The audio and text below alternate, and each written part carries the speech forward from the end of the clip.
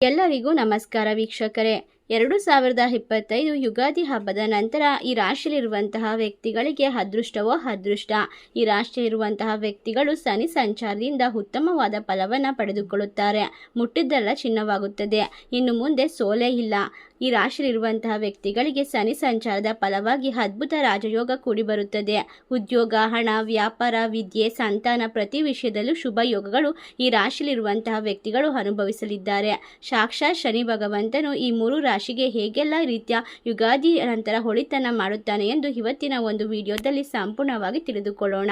ಅದಕ್ಕೂ ಮುನ್ನ ನೀವು ಕೂಡ ಶನಿ ದೇವರ ಭಕ್ತರಾಗಿದ್ದಲ್ಲಿ ಈ ವಿಡಿಯೋಗೆ ಒಂದು ಲೈಕ್ ಕೊಟ್ಟು ತಪ್ಪದೆ ನಮ್ಮ ಚಾನಲ್ನ ಸಬ್ಸ್ಕ್ರೈಬ್ ಮಾಡಿ. ಹಾಗೆ ಪಕ್ಕದಲ್ಲಿ ಇರುವಂಥ ಬೆಲ್ ಐಕನ್ನ ಪ್ರೆಸ್ ಮಾಡ್ಕೊಳ್ಳಿ.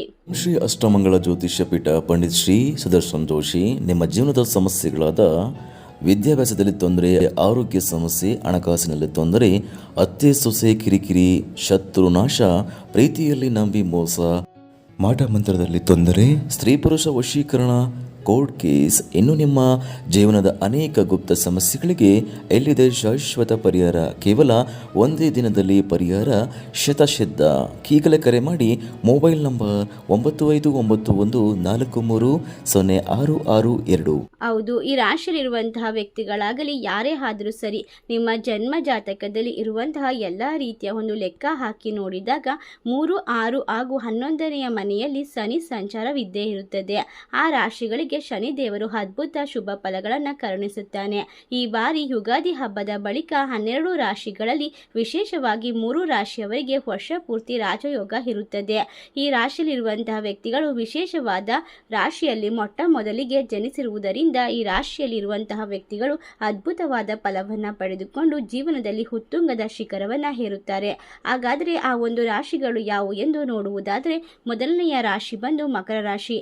ಇದಕ್ಕೆ ಕಾರಣ ಏನೆಂದರೆ 2025ನೇ ವರ್ಷದಲ್ಲಿ ಮಾರ್ಚ್ 30ರ ನಂತರ ಶನಿದೇವನು ಕುಂಭ ರಾಶಿಯಿಂದ ಮೀನ ರಾಶಿಗೆ ಪ್ರವೇಶ ಮಾಡಲಿದ್ದಾನೆ. ಮಕರ ರಾಶಿಯಿಂದ ಲೆಕ್ಕ ಹಾಕಿದಾಗ ಮಕರ, ಕುಂಭ, ಮೀನ ಶನಿ ಸಂಚಾರದಲ್ಲಿ ಬದಲಾವಣೆ ಆಗುವ ಮೀನ ರಾಶಿಯು 3ನೇ ರಾಶಿಯಾಗಿರುತ್ತದೆ. ಅಂದರೆ ಮಕರ ರಾಶಿಯವರಿಗೆ ಶನಿ ದೇವರು ಯುಗಾದಿಯ ನಂತರ ತೃತೀಯ ಸ್ಥಾನದಲ್ಲಿ ಸಂಚರಿಸಲಿದ್ದಾನೆ. 3ನೆಯ ಸ್ಥಾನದಲ್ಲಿ ಶನಿ ದೇವನು ತುಂಬಾ ಬಲವಾಗಿರುತ್ತಾನೆ. ತೃತೀಯದಲ್ಲಿ ಶನಿ ಇದ್ದಾಗ ಕಷ್ಟಕ್ಕೆ ತಕ್ಕ ಫಲ ಖಚಿತವಾಗಿಯೂ ಸಿಕ್ಕೇ ಸಿಗುತ್ತದೆ. ಭೂಮಿ, ಆಸ್ತಿ ವಿಚಾರದಲ್ಲಿ ವಿಶೇಷ ಲಾಭಗಳು ಪ್ರಾಪ್ತಿಯಾಗುತ್ತದೆ. ಸಹೋದರ ಸಹೋದರಿಯರ ನಡುವೆ ಇದ್ದಂತಹ ಜಗಳಗಳು, ಮನಸ್ತಾಪಗಳು ದೂರ ಆಗುತ್ತಾ ಹೋಗುತ್ತದೆ.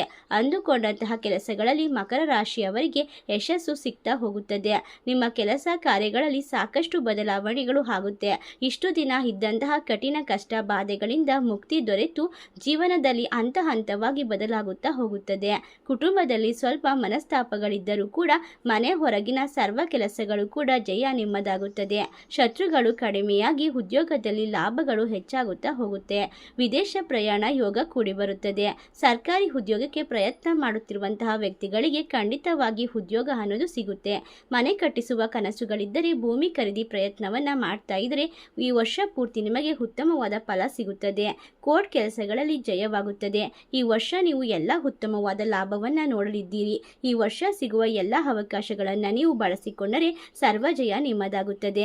ಹಿಂದೆ ಏನೆಲ್ಲ ನಷ್ಟ ಕಷ್ಟಗಳು ಅನುಭವಿಸಿದ್ದೀರೋ, ಶ್ರಮ ಪಟ್ಟಿದ್ದರೋ ಆ ಶ್ರಮಕ್ಕೆ ತಕ್ಕಂತಹ ಫಲ ಈ ವರ್ಷ ಸಂಪೂರ್ಣವಾಗಿ ಪ್ರಾಪ್ತಿಯಾಗುತ್ತದೆ.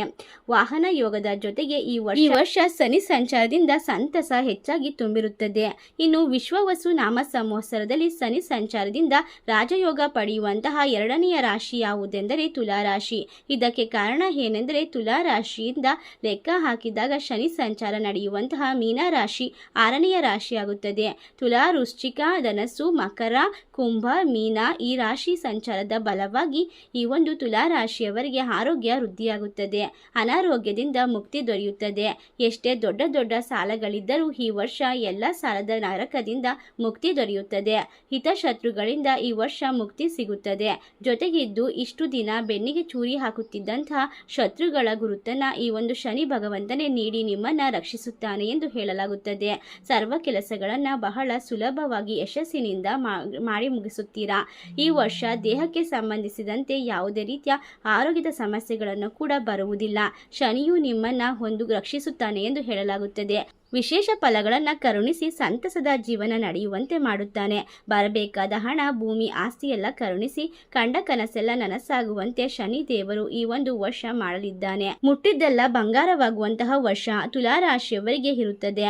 ಕೋರ್ಟ್ ಕೇಸ್ ಸಮಸ್ಯೆಗಳು ಈ ವರ್ಷ ಮುಗಿಯುತ್ತದೆ. ಹೊಸದಾದ ಯಾವುದಾದರೂ ಸಾಧನೆ ಅಥವಾ ವ್ಯಾಪಾರಕ್ಕೆ ಕೈ ಹಾಕಿದರೆ ಈ ವರ್ಷ ಆದ್ದರಿಂದ ಸಾಕಷ್ಟು ಯಶಸ್ಸನ್ನು ಗಳಿಸಿ ಹಣ ಮಾಡಲಿದ್ದೀರಾ. ಇನ್ನು ವಿಶ್ವವಸು ನಾಮ ಸಂವತ್ಸರದಲ್ಲಿ ಶನಿ ಸಂಚಾರದ ಫಲವಾಗಿ ರಾಜಯೋಗವನ್ನ ಮುಂದಿನ ರಾಶಿ ನೋಡುವುದಾದರೆ ಅದು ವೃಷಭ ರಾಶಿ.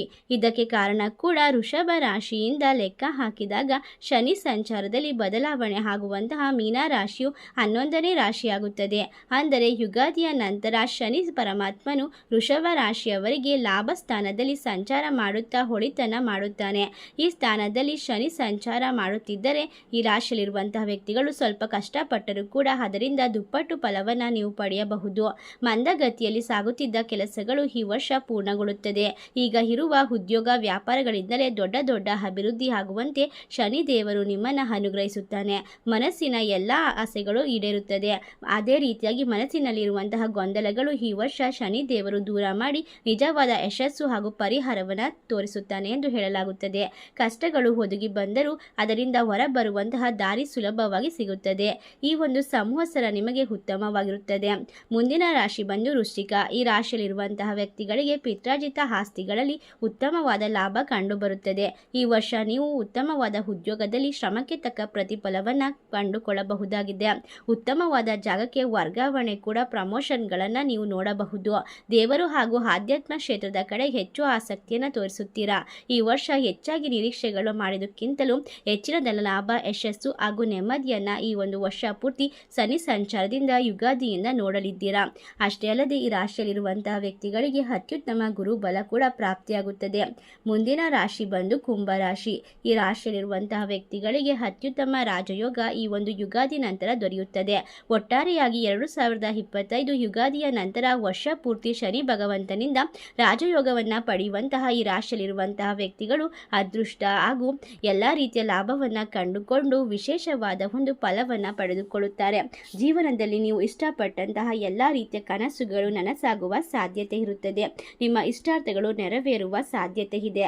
ಈ ರಾಶಿಯಲ್ಲಿರುವಂತಹ ವ್ಯಕ್ತಿಗಳು ಅತ್ಯುತ್ತಮವಾದ ಜೀವನವನ್ನು ಕಂಡುಕೊಳ್ಳುವಲ್ಲಿ ಯಶಸ್ಸನ್ನು ಗಳಿಸಿಕೊಳ್ಳುತ್ತಾರೆ.